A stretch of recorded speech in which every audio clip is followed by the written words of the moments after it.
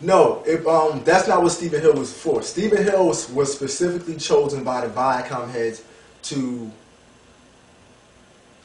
basically dumb the culture down. Once the businesses realized how lucrative that this hip hop thing was, and not only how lucrative it was that once they also realized that you can control basically a nation of people by certain images that are being sent out, you know, it was only right to cut the competition off. Because, you know, I stated earlier that when I interned for MTV in '98 and VH1, that these people would sit around and watch B.E.T. They would watch Rap City to see what was hot. So as I keep saying, a lot of the artists you see now, the major stars, I helped lay the foundation for them. You know, Jay-Z would not be where he is today if it wasn't for a young PA who, you know, was a straight hip-hop fan who remembered, you know, running to buy DJ Clue tapes, and when Funkmaster Flex used to spin, you know, DJ at college parties. You know, I was a big fan of the Locks. So you knew damn well when they went down, when they were signed with Rough Riders, oh yeah, the Locks was going to get play. So pretty much when Rough Riders, that whole situation first started, you saw their videos because I was playing them. Because as a production assistant, being new, I had to mix the shows. And mixing the show is you take what we shoot out in the street, and we were given 20 videos. And at that, from the video program director. And at that time, the video program director, his name is Greg Diggs. And at that time, he would just give us a list of 20 some odd videos and say, here you go, you know, do whatever y'all do with them. Now at B.E.T. they have a video program director, Kelly G, who dictates to you what order and what videos you're going to play. And if you say, well, can we play something different, he'll give you two different videos, and then you can choose out of those two. So there's a difference. So at the time, if 16 videos, if I'm correct, 15 to 16 videos were per every 2-hour Rap City show, no one was telling me, hey, play that Redman, I'll Be That video. I played it because I was a Redman fan. No one was telling me to play Ghostface Killer's video. I played it because I was a Wu-Tang fan. No one said I played Eve because I believed in her. So when What Y'all Really Want, when that came out, every time you saw it on Rap City, that was me. And the beauty of all of this is the fact that it's all on record. Like, you know, you had to sign the mix sheet.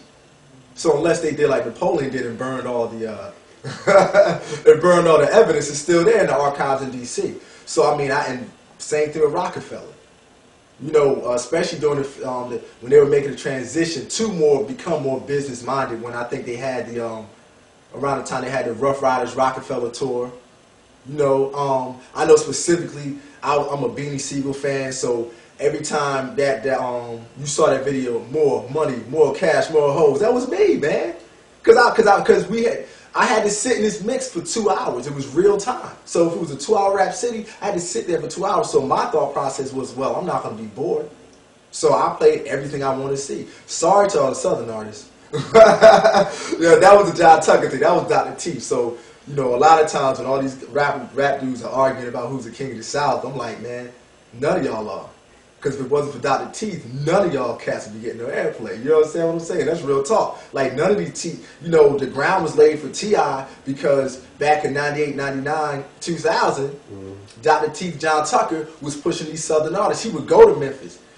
He would do shows with 3 6 Mafia when no one was touching 3 6 Mafia. I remember the shows he did. I remember being with this dude when he would be on a shoot with 3 6 Mafia. You understand? So that's why it bugs me out to see like these Houston artists like Mike Jones and Paul Wall and them. I'm like, dog, no video director should ever direct your videos unless his name is Dr. Teeth, unless you stepped to John Tucker personally and he said, nah, I can't do it. How you get too big for Dr. Teeth, dog?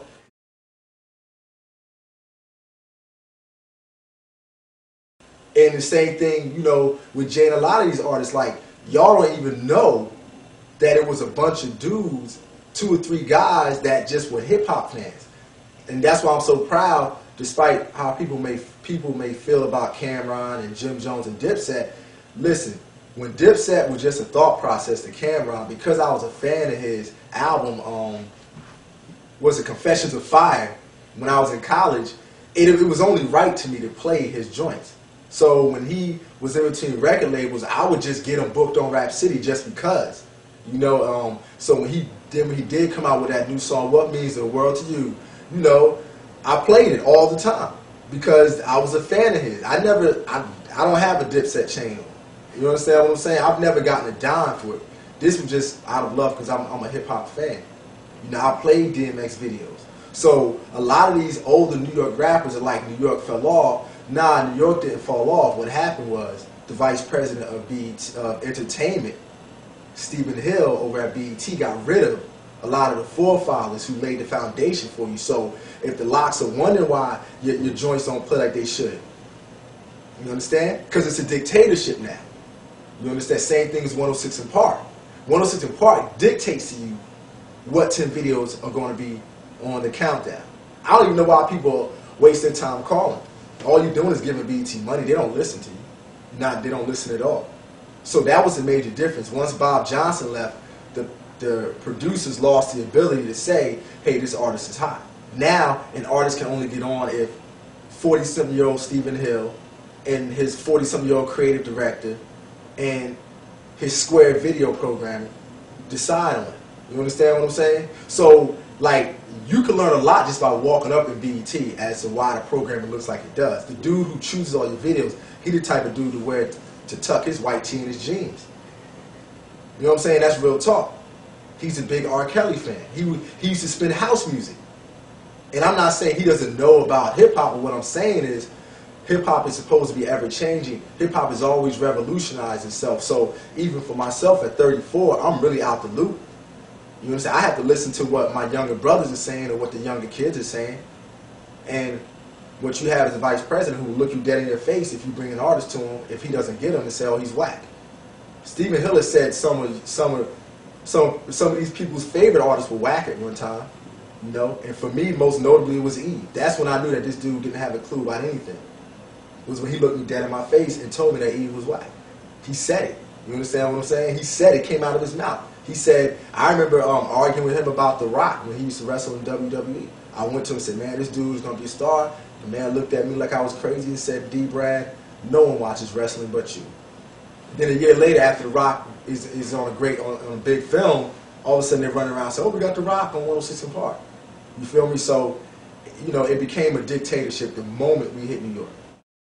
As far as the overall programming, do you think it's well-rounded?